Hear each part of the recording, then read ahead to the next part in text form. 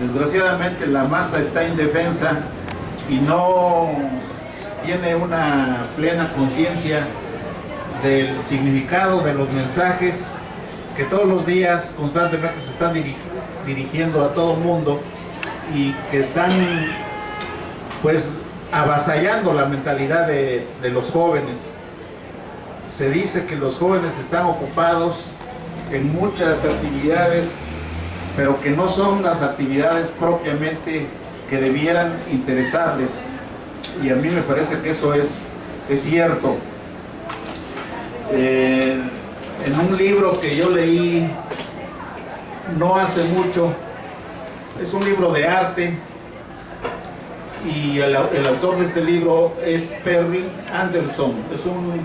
autor marxista inglés, y Perry Anderson hace un análisis de artistas característicos en diversas actividades artísticas, de arquitectura, de la pintura, de la escultura,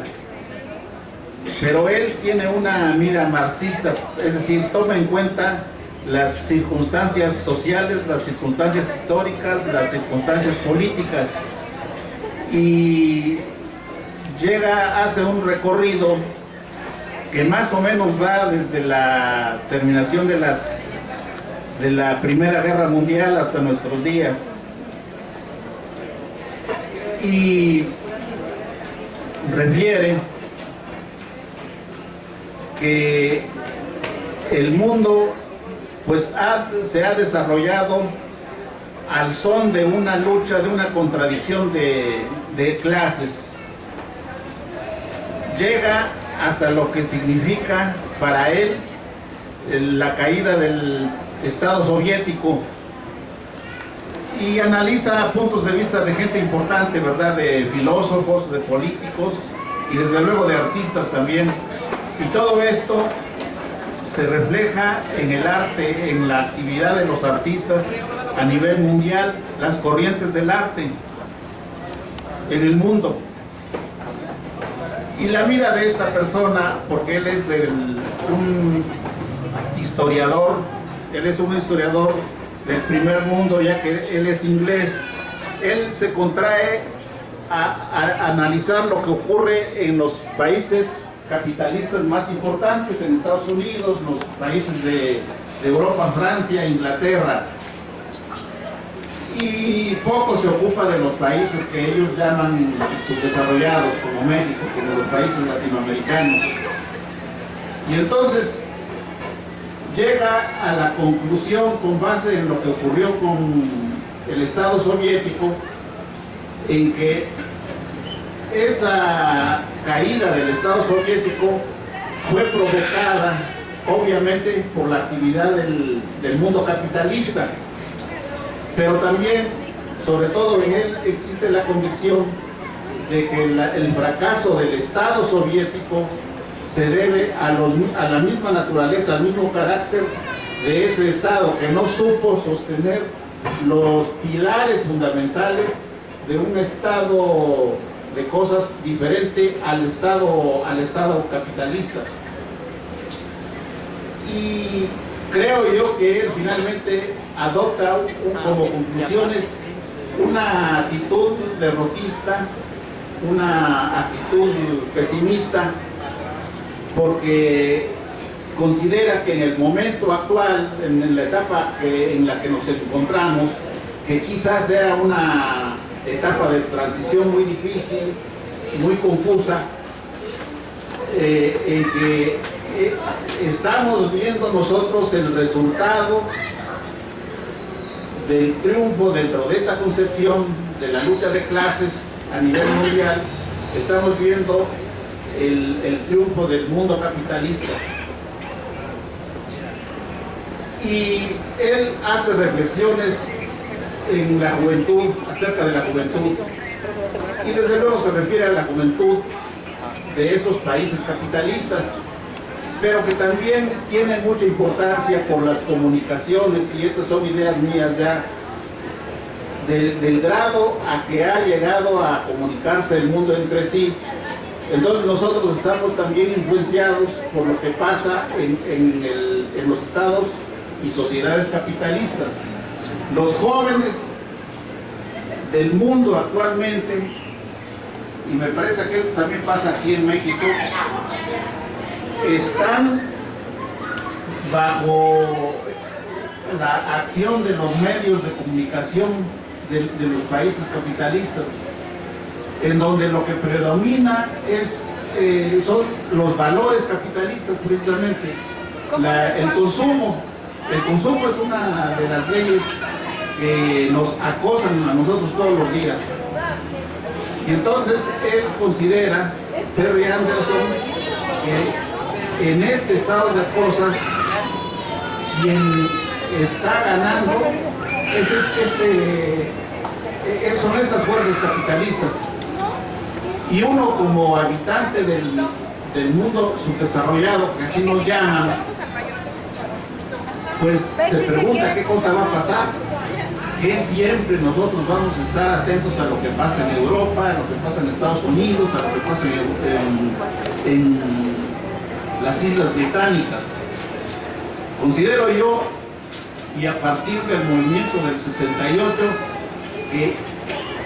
sobre todo este movimiento fue mexicano, fue nacional, fue de ideas nacionalistas,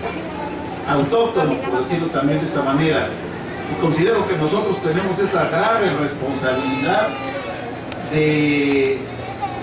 hacernos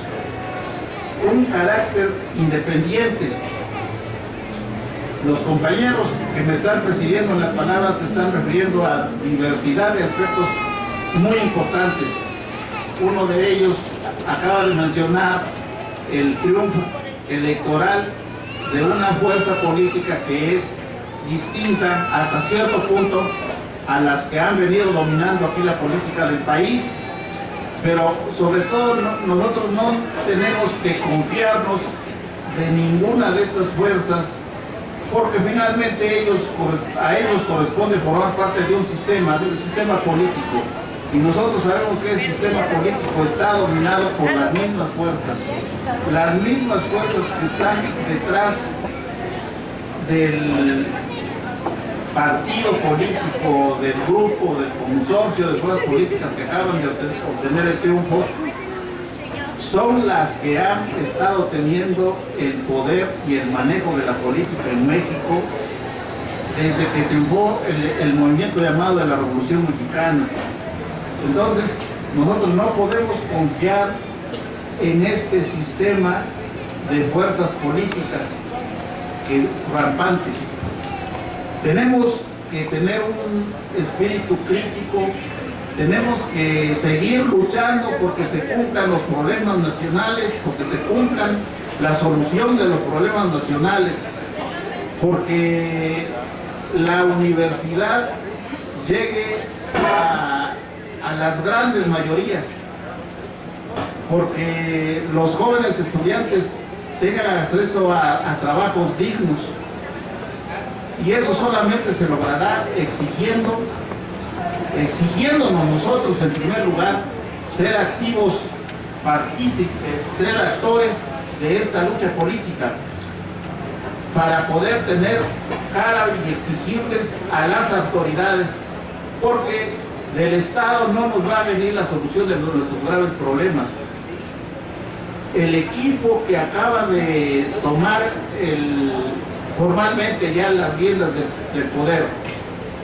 rectifico, el que va a tomar formalmente las riendas del poder el 1 de diciembre, no puede hacer por sí mismo todo el trabajo. Ese equipo está condicionado por las estructuras del Estado, las estructuras políticas, las estructuras sociales, que es la situación que determinó este resultado electoral. Y entonces quiero valerme aquí del pensamiento de un pensador muy importante en el momento actual, Noam Chomsky. Dice que todos los hombres y todas las mujeres estamos condicionados por las instituciones, por las estructuras. Y eso es muy lógico, eso es evidente. Entonces, si este grupo de políticos que acaba de ser favorecido por el resultado del 1 de julio llega a las riendas del poder a través de estas estructuras, si la estructura no corresponde a los intereses del pueblo, y esto es muy claro, nosotros estamos viendo cómo han sido totalmente impopulares las llamadas reformas estructurales en materia de comunicaciones, en materia agraria, en materia de energía, en todas las materias que son necesarias socialmente. Y entonces estas reformas reflejan los intereses